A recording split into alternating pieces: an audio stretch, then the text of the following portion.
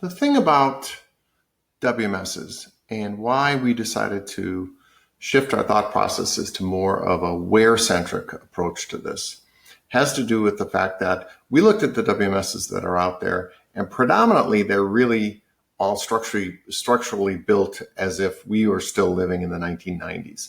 They've got this idea of a warehouse or a distribution center. They ship to, via the carriers to your customers, very sort of endpoint driven, right? In that case, this idea of you having a WMS that looks like this is perfectly fine.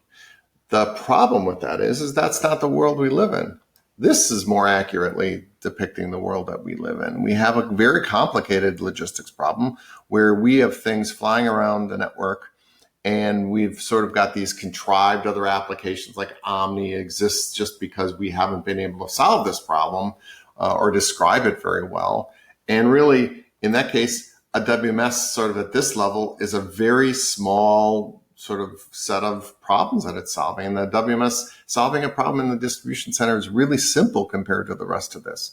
So really what we did was we looked at it and said, really what you need to do is look at this more holistically and think about this as a where management system, because we're really tracking inventory to the stores. We're tracking inventory in the back rooms of stores. We're tracking inventory on these delivery vehicles as actual, sort of mini warehouses without contriving them as sort of mini warehouses the way you have to do in some of these data models from the 90s. It's very contrived how you have to get all these things to work in a situation where that actually satisfies your requirements. So instead, what we said was, we're going to go and handle this entire system, entire complicated system, in one data model, in one set of services that describes it as a where management system. And that's really what led us to this idea of the where of things. So we're tracking things to the stores.